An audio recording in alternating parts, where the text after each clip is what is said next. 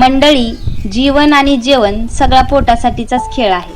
कुणी उपाशी तर कुणी तुपाशी, हा तर नियतीचाच डाव आहे. लढला तो जगला आणि हरला तो संपला, कारण इथे तर जगण्याला भाव आहे. नमस्कार, मी मुक्ताई चॅनेल लॉग या मराठी यूट्यूब चॅनेलमध्ये मी तुम्हा सगळ्यांचं मनापासून स्वागत करते. 2-4 दिवस झालं लाईटीचा थोडासा प्रॉब्लेम असल्यामुळं मी काय यूट्यूबवरती व्हिडिओ अपलोड केला नाही, त्याबद्दल माफी असावी ताईंनो. पण आज मात्र मी खास तुमच्यासाठी साऊथ इंडियन स्टाईल मैसूर बोंडा रेसिपी घेऊन आलेली आहे. तर त्यासाठीचं लागणार हे साहित्य आहे: बारीक चिरलेला कांदा, हिरवी मिरची, कढीपत्ता, जिरी आणि चवीनुसार मीठ घेतलेलं आहे. आता इथं मी मैसूर बोंडा बनवण्यासाठी जे पीठ घेतलेलं आहे ते आपण जे डोश्याला वापरतो की नाही तेच पीठ आहे. एवढंच की ते पीठ आपल्याला जास्त पातळ करायचं नाहीये, घट्टच ठेवायचं. त्यामध्ये ना हा बारीक चिरलेला कांदा, हिरवी मिरची, कढीपत्ता, जिरी आणि मीठ टाकून घ्यायचंय. छान मिक्स करून घ्यायचं. आणि काय होतं बघा, आपण सतत असा डोसा, इडली वगैरे खाऊन पण आपल्याला कधी कधी कंटाळा येतो ना, त्यावेळेस ही रेसिपी करायची. बघा तुम्ही, खूप छान लागते रेसिपी. कोण कोण काय करतं बघा, मैद्याच्या पिठापासून दही वगैरे मिक्स करून पण बोंडा बनवतात. पण तो बोंडा मला तरी काय आवडत नाही, कारण ते खाल्ल्यानंतर पोटामध्ये एक जड असं वाटतं. आणि हा जो मी मैसूर बोंडा बनवते ना, तो मात्र एक नंबर आहे, गॅरंटी देऊन सांगते. खूप छान होतोय, कारण हे जे पीठ आहे ना ते तांदूळ आणि उडदाच्या डाळीपासून बनवलेलं आहे. आणि त्याच्यामध्ये जेव्हा आपण हा बारीक केलेला कांदा, हिरवी मिरची, कढीपत्ता टाकतो ना, त्याच्यामुळे तर त्याला आणखीनच छान अशी चव येते. पीठ मिक्स करताना सगळ्यात शेवटी बघा आपल्याला थोडासा सोडा सुद्धा टाकून घ्यायचा आणि छान हलवायचे पीठ. आणि नंतर छान तेल गरम करायला ठेवायचे. कडकडीत तेल गरम झालं की त्यामध्ये हे बोंड्याचे आपल्याला गोल गोल गोळे सोडून घ्यायचे. सुरुवातीला काय करायचं, गॅसची फ्लेम हायच ठेवायची आणि नंतर मात्र मीडियम गॅसवरती आपल्याला हे सगळे बोंडे छान कुरकुरीत होईपर्यंत तळून घ्यायचे. तुम्ही बघू शकता इथं खूप छान असा कलर आलेला आहे आपल्या मैसूर बोंड्याला. आणि आता हे तयार झालेले आहेत, त्यामुळे मी इथं चमच्याने काढून घेते. माझ्याकडे काही झाऱ्या नाहीये, पण तुमच्याकडे झारा असेल तर तुम्ही नक्की झाराच वापरा, कारण असं चमच्याने एक एक काढत बसण्यापेक्षा झाऱ्याने एकदम काढता येतं. या मैसूर बोंड्यासोबत खायला तुम्ही ओल्या नारळाची चटणी करू शकतात, शेंगदाण्याची चटणी करू शकतात, किंवा दोन्ही मिक्स करून पण चटणी करू शकतात. मी तर इथं शेंगदाण्याची चटणी केलेली आहे, जी खूपच टेस्टी लागते. आणि त्याची रेसिपी मी जो इडलीचा व्हिडिओ अपलोड केलाय ना त्याच्यामध्ये दाखवलेले आहे. आणि तुम्ही बघू शकतात गरमागरम कुरकुरीत असे south Indian style Mysore Bonde आपले इथं बनवून झालेले आहेत.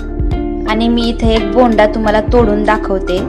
वरून जेवढा कुरकुरीत होतो ना तेवढाच आतून सॉफ्ट सुद्धा असतो हा बोंडा. तर ताईंनो, चवीला खूप छान अशी लागणारी ही बोंड्याची रेसिपी तुम्ही नक्की ट्राय करा बरं का. आणि कशी झाले ते कमेंट बॉक्समध्ये पण सांगायला विसरू नका.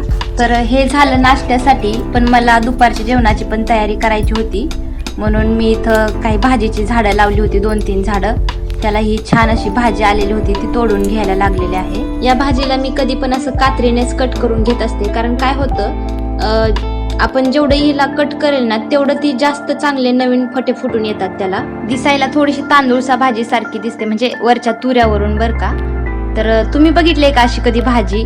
आणि जर बघितली असेल तर या भाजीला काय म्हणतात ते सुद्धा कमेंटमध्ये सांगा, कारण इकडे तर या भाजीला तोटकुरा असं म्हणतात. आता कुरा हा शब्द तेलुगू भाषेमध्ये भाजीसाठी वापरला जातो, जसं की आपण मराठीमध्ये म्हणतो ना पालकची भाजी, चुक्याची भाजी, तसंच इकडं पालकुरा, तोटकुरा, चुककुरा असं म्हणतात. तर इथे मी भाजी काढून घेतली आणि तुम्ही बघितलंच असेल की 2च झाडं होती, पण त्याला केवढी मोठी भाजी निघली. तर ही भाजी आता नीट करून घेते. जिथं जिथं भाजी निब्बर झाल्यासारखी वाटते ना तिथली फक्त पानं तोडून घ्यायची, आणि जिथं कवळी पानं आहेत तिथं देठासकट घ्यायची. ज्या ज्या ताईंनी, दादांनी माझ्या चॅनेलला सबस्क्राईब करून मला सपोर्ट केलाय ना, त्या सर्वांची मी खरंच खूप मनापासून आभारी आहे. कारण एवढ्या कमी वेळामध्ये तुम्ही जो मला प्रतिसाद दिलाय ना, माझ्या व्हिडिओंना तुम्ही पाहतात, सबस्क्राईब करतात, ते खरंच माझ्यासाठी खूप महत्त्वाचं आहे. आणि तुमची ही साथ, आशीर्वाद कायम माझ्या पाठीशी राहू द्या ताई दादांनो. कारण माझ्यासारखी सामान्य कुटुंबातली मुलगी जेव्हा आयुष्यात काहीतरी करू पाहते तेव्हा तुमच्यासारख्या ताईंचा, दादांचा सपोर्ट मिळणं खूप महत्त्वाचं आहे. मलाही माझ्या संसारासाठी फुल ना फुलाची पाकळी म्हटल्यासारखं थोडाफार हातभार लावायचा आहे. कारण माझे मिस्टर म्हणजेच तुमचे दादा एकटेच दिवसभर राबतात. त्यांची पण काही स्वप्न होती, इच्छा होत्या, पण ते नियती म्हणतात ना, नशीब. जसं शालेय शिक्षण चालू असतानाच त्यांच्या वडिलांचं निधन झालं आणि सगळी जबाबदारी ही तुमच्या दादांवरती येऊन पडली.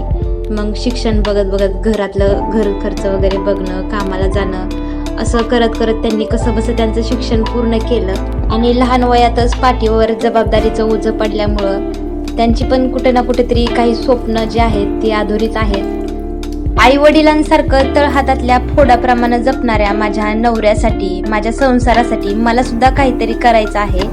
तेव्हा ताईंनो, दादांनो, तुमचा हा सपोर्ट, पाठिंबा, आशीर्वाद कायम माझ्या पाठीशी राहू द्या. आणि ज्या कोणी ताई, दादा नव्याने माझे व्हिडिओ पाहत आहेत त्यांना जर माझा व्हिडिओ आवडला तर नक्कीच माझ्या चॅनेलला सबस्क्राईब करा. तर इथं माझी भाजी निवडून झाली आणि मी 2-3 वेळा स्वच्छ पाण्याने तिला धुवून घेतलं. कुकरमध्ये आता ती भाजी शिजायला घालते. भाजी घालताना त्यामध्ये थोडीशी तुरीची डाळ, टोमॅटो, हिरवी मिरची, हळद, मीठ आणि थोडंसं पाणी घालून घेतलंय. थोडंसं म्हणजे आतलं जी काय भाजी आहे, टोमॅटो, हिरवी मिरची, ते बुडण्या इतकं आपल्याला पाणी घालून घ्यायचंय. कारण काय होतं, आपण जर जास्त पाणी ओतलं ना तर ते कुकरची शिट्टी होताना त्यातून ते पाणी बाहेर निघतं. तर इथे मी कुकरला भाजी लावून घेतली आणि एकीकडे भात शिजायला घातलाय. मला ही गरगट्याची भाजी भातासोबतच खायला आवडते आणि तसंही भात हा प्रकार आमच्याकडे रोजच्या जेवणात जास्त प्रमाणात बनवला जातो.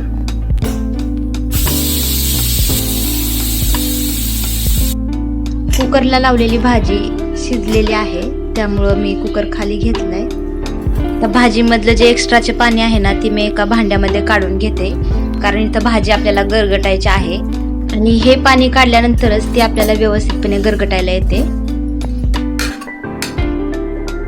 आता इथे एक ग्लास घेतलाय मी आणि त्या ग्लासने ही भाजी छान अशी गरगटून घेणार आहे. भाजीतली टोमॅटो, मिरची असं गरगटून घेतलं की भाजी एकजीव होते आणि छान अशी चव उतरते. इथे मी भाजी छान गरगटून घेतले आणि आता तिला फोडणी देणार आहे. तर फोडणीसाठी मी गॅसवरती एक पातेलं ठेवलंय आणि त्याच्यामध्ये तेल ओतून घेतलंय. त्यामध्ये थोडीशी जिरी मोहरी टाकून घेतले. जिरी मोहरी छान अशी तडतडली की लगेच लसूण टाकून घेतला. लसूण चांगला परतला की त्याच्यामध्ये गरगटलेली जी भाजी आहे ना ती ओतून घेतली. तर अशा प्रकारे इथे मी साधी सिंपल अशी गरगट्याची भाजी बनवलेली आहे.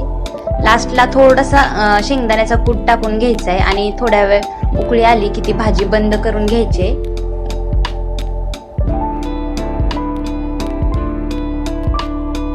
तर इथं माझा स्वयंपाक बनवून तयार झाला आहे आणि मी तुम्हाला थोडंसं झाडांबद्दलचा व्हिडिओ तुमच्याशी शेअर करणार आहे. तर ही जी मी आबोलीची झाडं लावलेली आहेत आणि झिनियाची जी झाडं आहेत 2, त्यांची वाढ कमी झाली आणि पानं पण अशी गळायला लागली होती पिवळी होऊन. कारण मी ही जी झाडं आहेत ना ती अशा छोट्या छोट्या कॅरीबॅगमध्ये लावली होती. तर त्याची वाढ का होईना तर ती मुळच असं बाहेर जायला जागा नव्हती, पसरायला जागा नव्हती. म्हणून मी ती कॅरीबॅगमधून काढून खाली जमिनीमध्ये लावणार आहे. कारण काय झालं बघा, या झाडानंतर सुद्धा मी काही झाडं लावली तर त्या झाडांची जी वाढ आहे ना ती खूप छान चांगल्या प्रकारे झाली. वेगाने ती झाडं वाढली आणि ही झाडं मात्र आहे तशीच राहिली.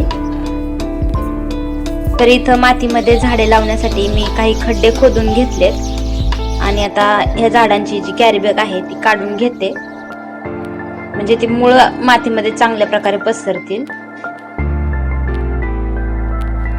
आणि तुम्ही बघू शकता तिथं या झाडाच्या मुळे किती वाढलेले आहेत, मात्र ते कॅरीबॅग मुळे त्यांना पसरायला जागा मिळाली नाही. तर आता इथं मातीत लावल्यानंतर छान अशी झाडं वाढतील. असं एक एक करत मी बाकीची सगळी झाडे लावून घेतलीत. आता हे जे झाड आहे ना ते झिनियाचं झाड आहे आणि त्याचं वाढ कशी झाली बघा, आणि बाकीच्या झाडाची वाढ कसली चांगली झालेली आहे. या झाडाची वाढ झाली नाही कारण या झाडाला गोगलगायने खाल्लं होतं, तसंच या पण झाडाला गोगलगायने खाल्लंय, त्यामुळे त्याची चांगली वाढच झालेली नाही. तर अशा प्रकारे मी सगळी झाडे लावून घेतलीत. आणि इथं आता तुम्हाला चिमण्यांचा आवाज ऐकू येईल कारण इथं खूप साऱ्या चिमण्या येतात. त्यांना मी रोज तांदूळ वगैरे खायला टाकत असते, त्यामुळं भरपूर साऱ्या चिमण्या सकाळ आणि संध्याकाळी इथं येतात. तर ताईंनो, कसा वाटला तुम्हाला हा आजचा व्हिडिओ कमेंटमध्ये नक्की सांगा. आणि व्हिडिओ आवडल्यास लाईक, शेअर आणि सबस्क्राईब करायला विसरू नका. भेटूया पुढच्या एका नवीन व्हिडिओमध्ये. तोपर्यंत धन्यवाद.